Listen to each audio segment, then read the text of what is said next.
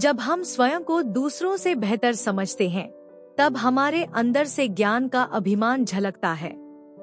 इस तरह के अहंकार की चपेट में हम खुद को हमेशा सही समझते हैं और अक्सर दूसरों को यह भी बताते हैं कि दूसरा व्यक्ति गलत, अयोग्य या मूर्ख है।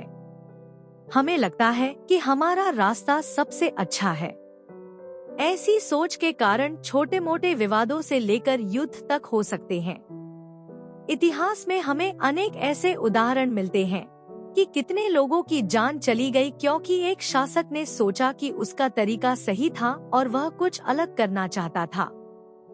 कितने युद्ध लड़े गए क्योंकि एक राष्ट्र के नेता ने अपनी विचारधारा को अन्य देशों की तुलना में बेहतर महसूस किया। बहुत सारे घरों और दफ्तरों में गूंजने वाले झगड़ों का ज्यादातर कारण ज्ञान का अभिमान होता है। बॉस और कर्मचारी तर्क करते हैं, सहकर्मी बहस करते हैं, माता पिता और बच्चों में मतभेद होता है, पति और पत्नी में वाद विवाद होता है और इन अधिकांश तर्कों का मूल अहंकार की लड़ाई होती है कि कौन सही है या किसका तरीका बेहतर है। इसी माध्यम से मन संसार के व्यर्थ के झगड़ों में हमें उलझाए रखता है।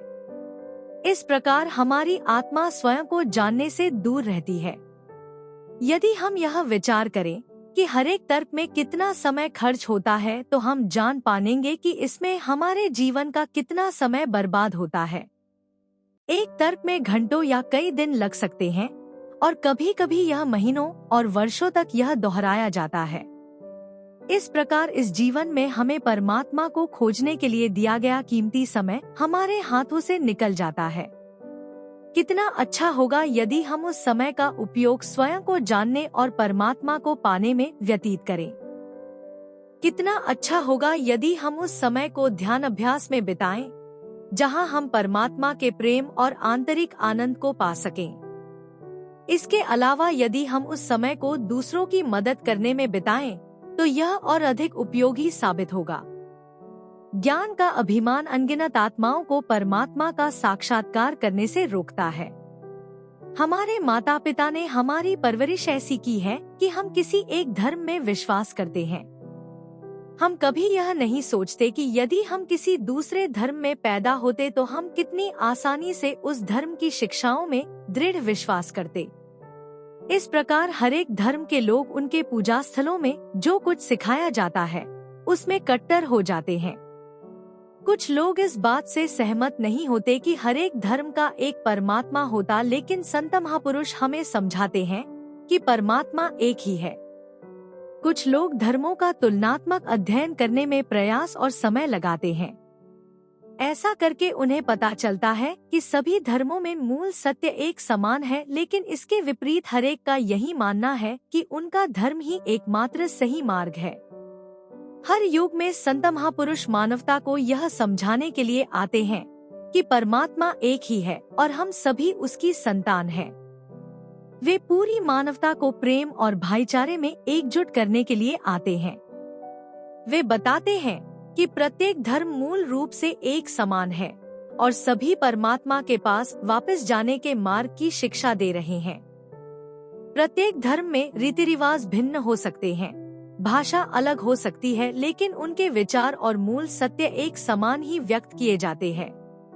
जब हम अपने ज्ञान के अहंकार में फंस जाते हैं तो हम किसी की भी नहीं सुनते।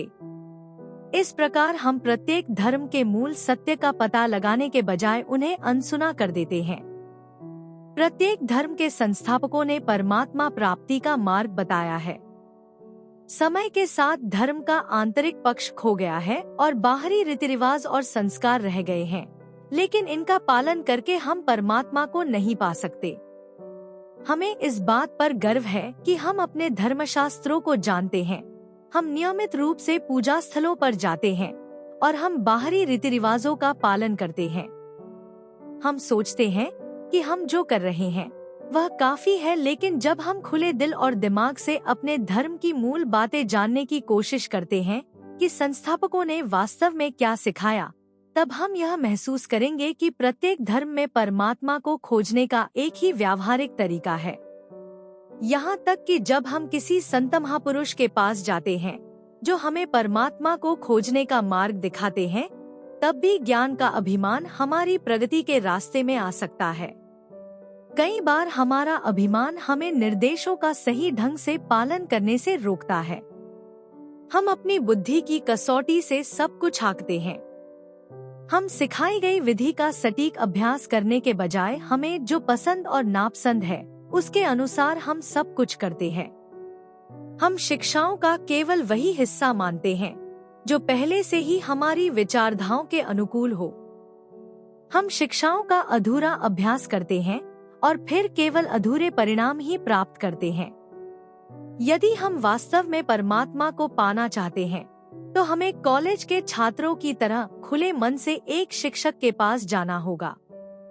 एक कॉलेज का छात्र यदि रसायन विज्ञान की कक्षा में शिक्षक से सीखने के बजाय यह सोचे कि वह पहले से ही सब कुछ जानता है, शिक्षक के साथ बहस करे और सुनने से इनकार कर दे, तो वह कितना आगे बढ़ सकता है। किसी विधि को आजमाने के लिए पहले हमें उसमें विश्वास रखने की आवश्यकता है। फिर इसे सही तरीके से करने के बाद छात्र बेहतर तरीके से विधि के बारे में निर्णय ले सकता है। लेकिन जब हम स्वयं कुछ नहीं जानते और ज्ञान के अभिमान में गुरु के पास जाते हैं तो हमें कुछ हासिल नहीं होगा। हम उल्टे प्याले की तरह रह जाएंगे जिसमें पानी कैसे डाला जा सकता है। हमने देखा है कि किस प्रकार ज्ञान का अभिमान छोटे तर्कों से लेकर युद्ध तक की स्थिति पैदा कर सकता है। यह अभिमान हमें दुनिया में इतना कैसे व्यस्त रख सकता है कि हमें अपने आध्यात्मिक पक्ष को विकसित करने के लिए समय ही नहीं मिलता, और यह हमें परमात्मा प्राप्ति से भी रोकता है। यदि हम सच्चे मन से अपने सृष्टिकर्ता के पास वापस लौटने में रुचि रखते हैं तो हमें रास्ते में आने वाली इस बाधा से सतर्क होने की आवश्यकता है।